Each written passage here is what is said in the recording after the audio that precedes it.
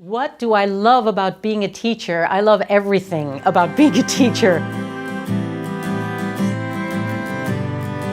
The sounds that we make are always different. They're always diverse.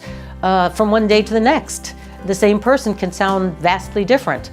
I love the working out the problems of what a person brings to me. I like hearing the voice and then analyzing it and saying, oh, okay, this is going on, that's going on now. How can I make that freer? How can I get the muscles to coordinate more efficiently? So working out that puzzle day in and day out is fascinating. I love that.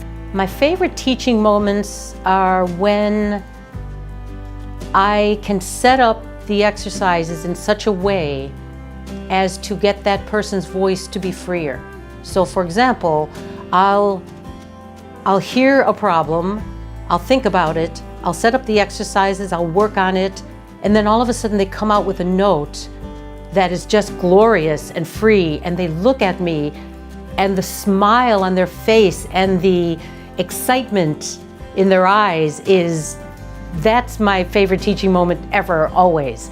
It's so rewarding to be able to do that for somebody. The difference between functional teaching in singing and mechanistic teaching in singing is exactly that. One has to do with how the voice functions, how the voice actually works. The other treats voices like a machine.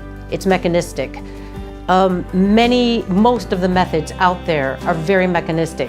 You have your set of exercises, you have your things that you tell your students, you do this, you do this, you do this. You see a lot of videos, if anybody's ever seen the videos on YouTube about how to teach singing, it's okay, do these exercises and you too will be good.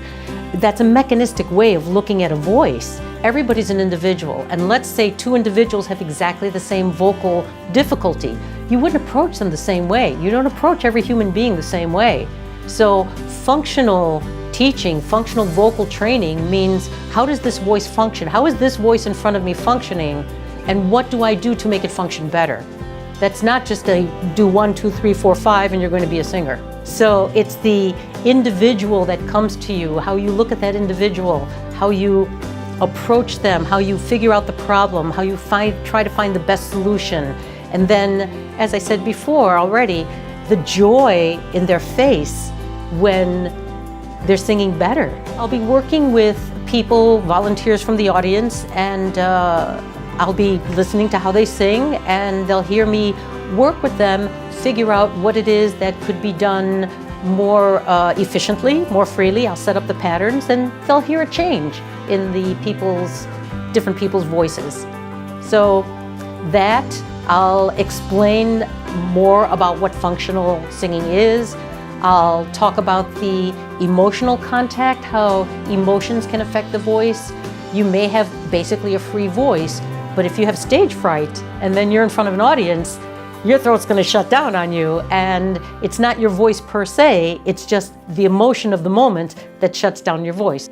There are lots of types of vocal constriction. To really hear the difference between what a constricted sound is and what a free sound is, which sounds different for each person, you'll have to come to the class, and I'll give you a lot of practical examples with the people who I will demonstrate on. So I'll be looking at everything afresh and dealing with what's there at the moment. So if you were there last year, you're going to see a whole different set of problems this year and experience a whole different thing.